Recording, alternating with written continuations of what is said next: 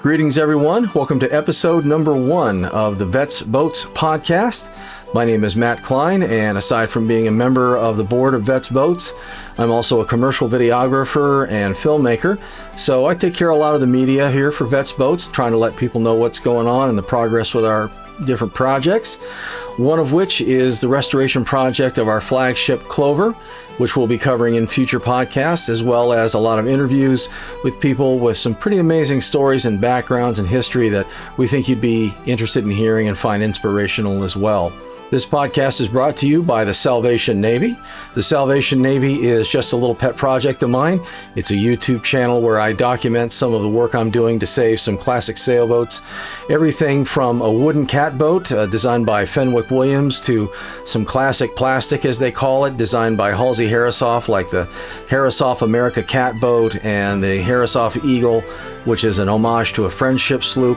Lots of work there, everything from woodwork to fiberglass, painting, epoxy, all kinds of stuff. And hopefully if you go over there and check it out, you'll be able to pick up a few tips on how you can do your restoration project with a little less frustration, avoid maybe some of the problems and mistakes that I ran into, and just enjoy yourself seeing somebody work on a boat. And remember, go Salvation Navy, beat Salvation Army. With that, let's move on to our first interview for podcast number 1 of the VetsBoats Podcast. For our first podcast interview, we're going to be talking to one of our newest board members, Tony Maffei. Tony is a retired battalion fire chief at the North County Fire Authority. He is a PIO for the Bay to Brooklyn Board and a member of the Admiral Daniel Callahan Society at St. Ignatius there in San Francisco. Tony, welcome aboard. Thanks so much for taking the time to talk to us today.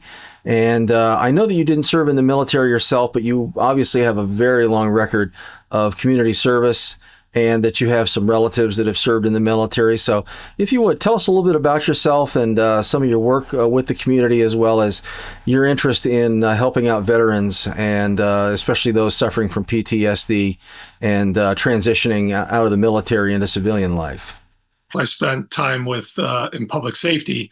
That was my career. But I one of the regrets I actually have was not going into military service. Back when Terry and I were at high school together, it wasn't really talked about much. It wasn't really given as an option. It wasn't presented. You know, Terry's one of those rare individuals from our high school that actually sought it out, chased it down, and captured it. But I do have a lot of friends that did serve. I did see some of them come out with, some difficulties in transitioning into civilian life, I guess is a good way to say it. My personal tie to the military and why I have, a little bit more of an affinity, not just for my friends, but my son is a naval aviator. So, I want to make sure that there's avenues, available not only to all the veterans that serve our great nation, but definitely selfishly to my son when he comes out, should he need it. Right. Absolutely. Well, Tony, our founder and mutual friend, Terry Moran, who is the founder of the organization, and we're going to have him for a future episode of this podcast, was a veteran himself, flew F-14s in the Navy, flew combat missions, and also a lifelong sailor. And he really appreciated how much sailing was of therapeutic value to him whenever he needed it, and thought this is something that could be conveyed to other people in the military. Those coming out of the service, whether they've been in combat or not, can have a difficult time in that transition just because it's such a different way of being, a different way of behaving, and a different way of thinking. And I wonder if you could tell me a little bit about the hook for you to get involved in this. Once Terry told me about what he was trying to do, in addition to, the difficulty I've seen other veterans having coming out of the military, what was the hook for you that said, hey, this is a program I'd like to get behind and be a part of? The hook actually was probably Terry himself. Terry and I reconnected at a what they used to call a downtown business lunch at our old high school. And the speaker was one of our alumni, Rear Admiral Jim Shannon. He came out, spoke, and Terry showed up at the event in his khakis, his Navy khakis. And Terry was a year ahead of me in class or at school. So we started chit chatting and kind of, just catching up what he was doing, and at that time, I think he was talking about, it was wooden boats for veterans. So it kind of piqued my interest. But then we reconnected again later on. And, when my son was interested in naval aviation and pursuing that career um, Terry's very charismatic. He's very, he's very dedicated and committed to the mission of VetsBoats, and he doesn't have to sell it because he lives it. So when he explains that mission and, he's talking to you and he's describing, not only what he's doing, but seeing the results of what has been done and the people that are getting behind the mission, it was easy for me to hook in and go, wow, this is a winner. This is everybody likes to jump on a winning team. And, I hate to admit I'm that guy, but, seeing what, Terry's done, what the future holds for VetsBoats, and how many veterans so far, wooden boats for veterans, and now VetsBoats, how many veterans' lives have been affected by it. It was easy to get behind the mission. Yes. Yeah, I understand completely. And I felt the same way, really. I've been looking for something for a while to really sink my teeth into, something like this. I've been doing documentary films really all over the world on various causes that I knew were important and things that were near and dear to me. But I wanted to do something with veterans, and this came along and it was just perfect. Wanting to do something for veterans. I love boat restoration. I love sailing. It all just kind of came together. And Terry's enthusiasm for it was infectious. And I still tell him to this day, I can't believe you let me do this. It's just very rewarding and fun. And it's good to see that you can contribute to something, to somebody who is in need of some help. I did not serve myself, but it kind of came before and after me. My dad was a U.S. Marine, and my oldest daughter went to the U.S. Coast Guard Academy, class of 22. Go Bears. And she is now out in the fleet doing her thing. And I realized a long time ago, really, even when I was a kid, that I live in some place that is very unique, very rare, the exception to the way things run in the world. And the reason it's that way is largely because there are an awful lot of people who have made an awful lot of sacrifices, whether they're in combat or not, to live a life that is difficult, that is of service, and that can have some rough side effects to it, especially when they're getting out of the military. And this is something that I wanted to contribute to as well. And it sounds like it was kind of the same for you. I mean, is that fair to say? To your point, Matt, I am one of those grateful Americans as well. My military service in my family skipped a couple generations, but both my grandfathers served. My great uncle served. Seeing my son serve makes me proud. But also, I'm grateful for what we have in this country, and it's because of our folks, our men and women in military service, and that transitioning to civilian life. I could speak a little bit about that being, in public safety for 34 years. When the switch gets turned off, it doesn't really get turned off. It's difficult to transition from this, this hypervigilant, overanalyzing constant go mode to, oh yeah, no, I'm just Joe Guy on the street, trying to figure things out.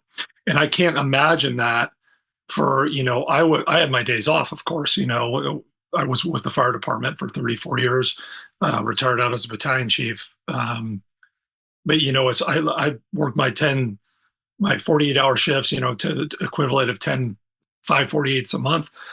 I had off time. Our military folks don't have that off time. They're in that lifestyle 24/7, and to be able to just, simply come out. To your point, you don't necessarily need to see combat. You don't necessarily need to see a lot of bad things. It's tough to turn that hyper-vigilant, 7-day-a-week radar spinning, be called up in a moment's notice to do whatever. It's tough to turn that off. And it's tough to, for some people just to transition into a quote unquote normal lifestyle. If I can help somebody else figure that out that's struggling, whether it's, through traumas, incurred in military service, or just trying to figure out where do I fit into this world we call normal. Yeah, it's easy to get behind that mission. I agree. And I felt the same way, really.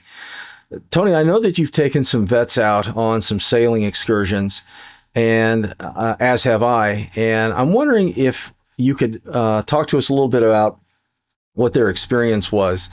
I think some of these sailing excursions, especially if they've never been out on a boat or a sailboat before, can be a little intimidating. They don't know anyone. They've never had this experience before. And, some of them can start off a little bit isolated, a little bit quiet, a little bit, just taking it all in, trying to figure out where their place is on it. And then they start to relax a little bit, and they start to see that this is a safe place for them to open up a little bit. And they start to find that camaraderie and that fellowship that I think they've been lacking. And I think it's important that we bring back, and that I think our sailing excursions do. Can you talk to us a little bit about that? Has that been your experience when you've taken some vets out as well, that they find that camaraderie and that fellowship again? So I've only done 2 sailings. My son and I hosted one group up on Lake Tahoe. And then I did another sailing out of San Francisco, out of Pier 39. We took a group out of the Palo Alto VA out on the bay for, a bit. I have the benefit of having a partner that I take with me, and that's a Canine Companions therapy dog named Arlington. So Arlington's half lab, half golden retriever, and she accompanies me to, things where I speak a little bit about mental health and or when I get involved with people that may be needing that extra smile that a dog brings. So she breaks the ice with a lot of people and brings a lot of smiles. So that helps me kind of get in there and interact with people and see what's going on. So I brought her on both sails with me. The first sail in Lake Tahoe, just a beautiful day out. We had a handful of veterans, maybe I think 8 or 9, and some of their spouses. Took a great sail over to Emerald Bay. It was a beautiful day out. Had a picnic lunch with them. Day starts out, everybody a little bit quiet with each other, a little bit reserved, kind of probably not knowing what to expect. By lunchtime, everybody's sitting around breaking bread together, lots of laughs, lots of smiles.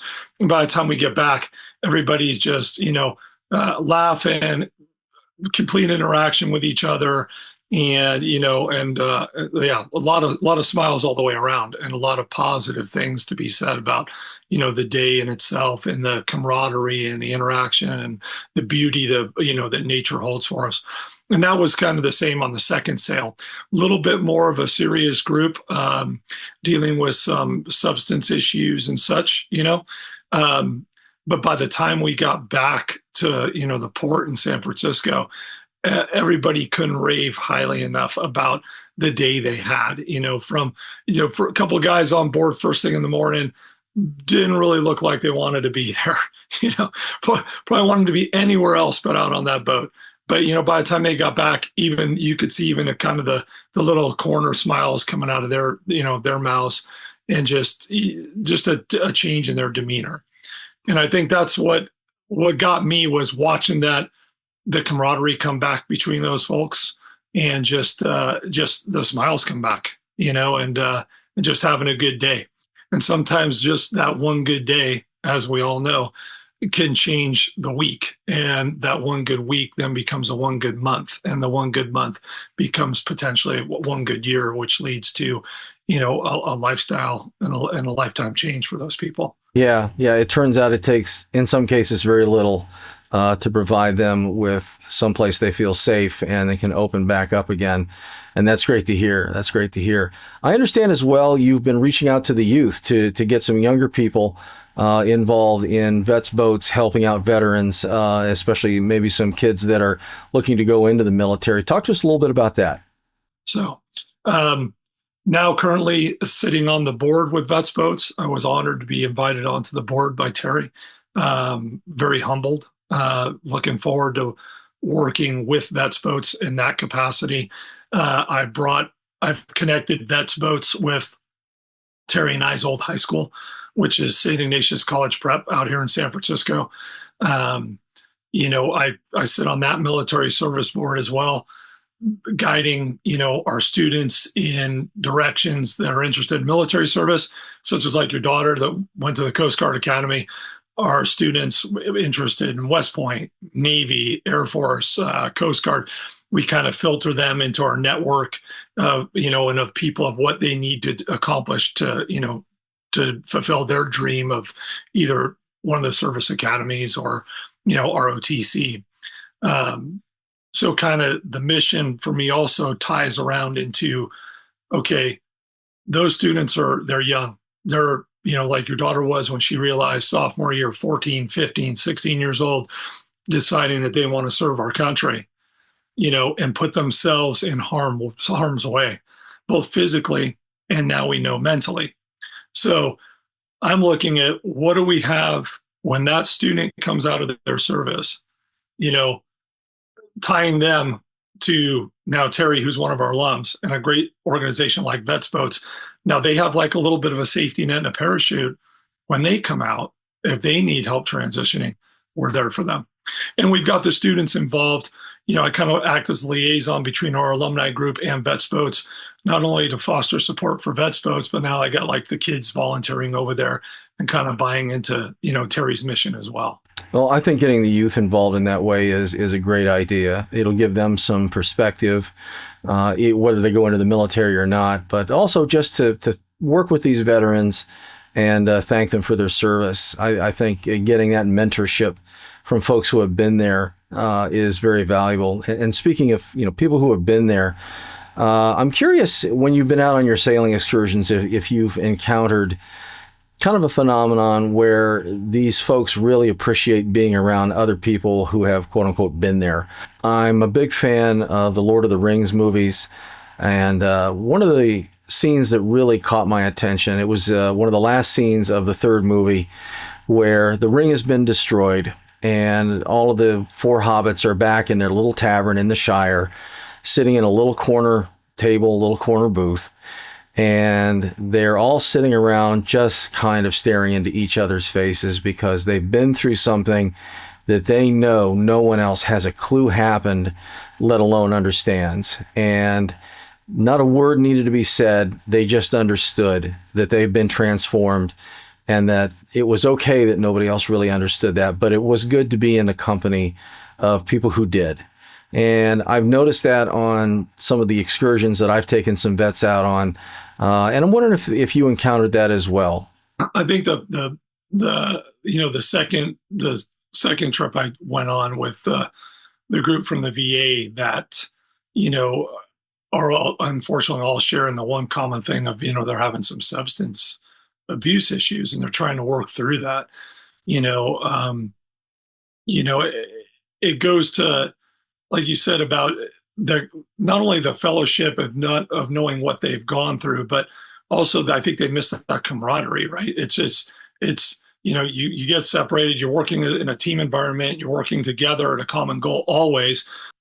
You see that's they get separated out in the civilian world, and then you see when they come back together, it's brought back. You see it as it's quiet, like you said at first. And then pretty soon they're migrating like to each other. And you see interaction, where some vets want to be sitting way in the back of the boat, one is sitting at the front. Pretty soon, those two guys or gals are in the middle of the boat talking to each other. And, they all start telling these stories that they can all relate to. It's not so much the silence anymore. Some of them it is. They don't talk about it, but they know. They don't have to say it to each other. They don't have to, but yet it comes out in that fellowship, that friendship, those smiles, that interaction, the dialogue, the conversation, just about anything. I think coming out in an event that both incorporates nature and the camaraderie, but it also incorporates teamwork, right? Because if they're really involved, then they're actually doing things for the sail together as a team that make them feel part of that group again.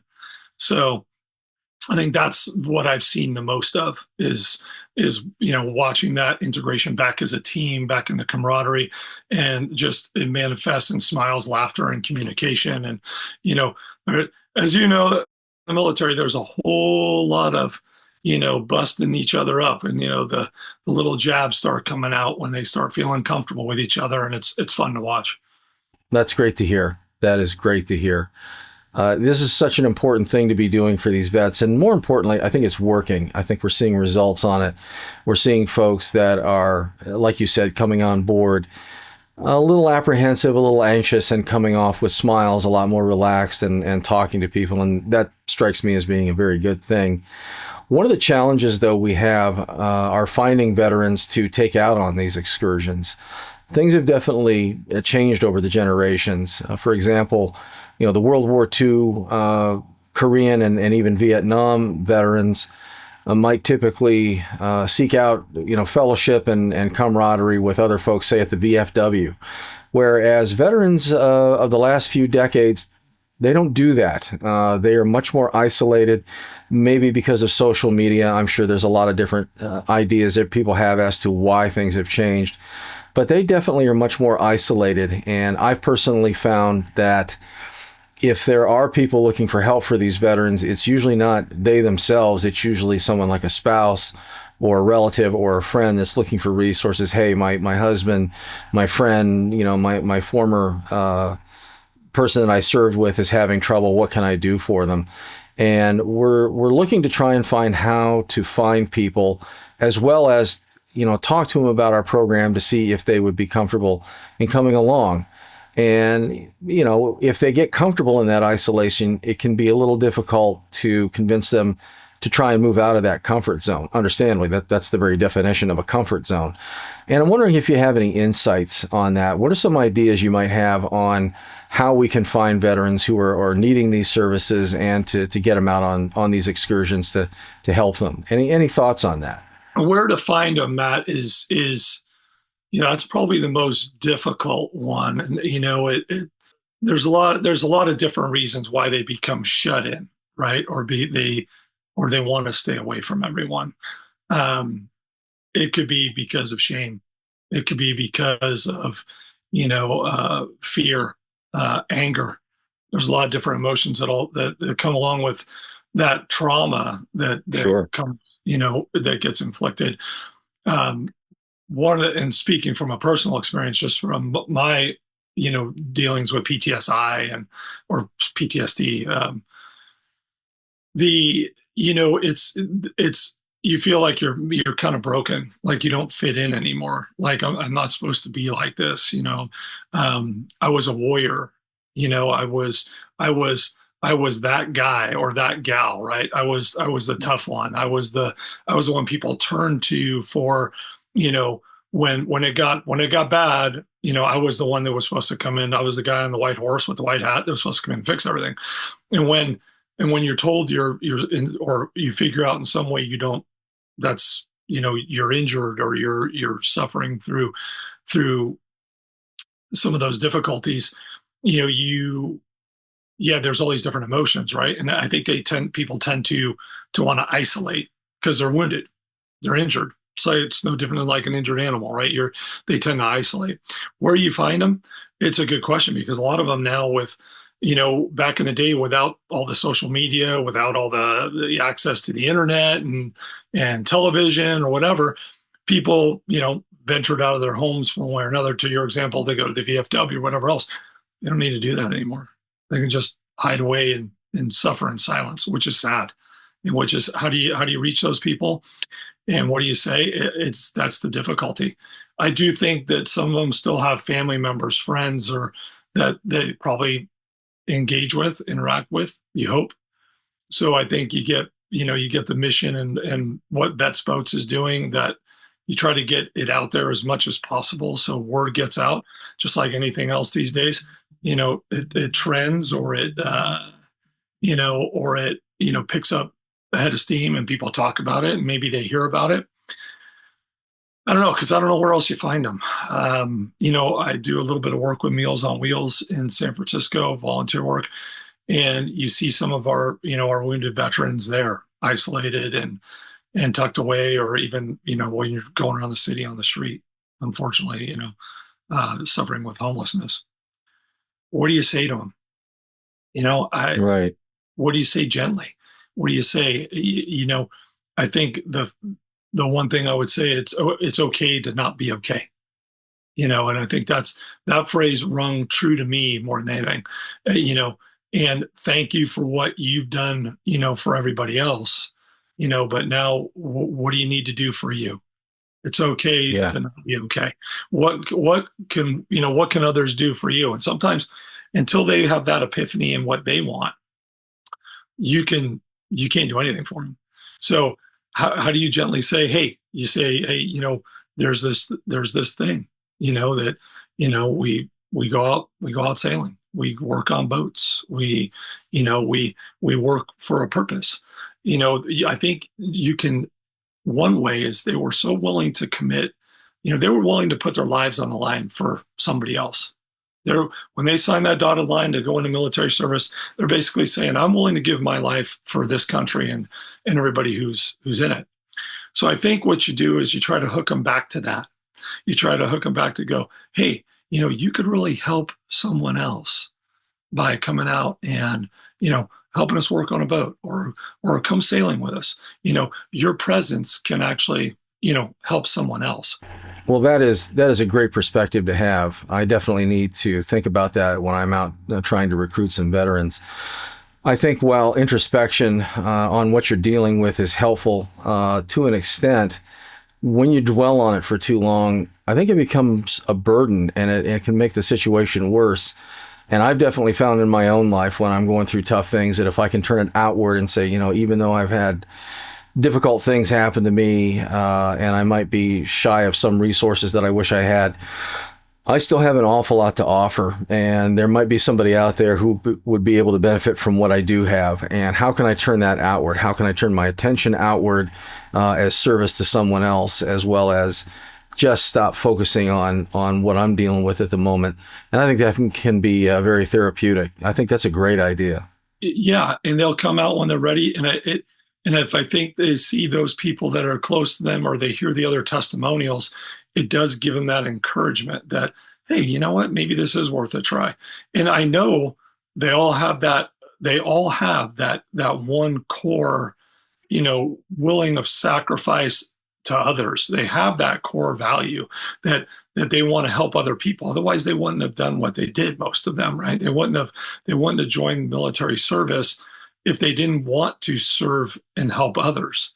So I do think if you tap into that, it's still there. It may be shrouded, it may be cloud covered, it may be buried upon under all these protective layers, but it's still there.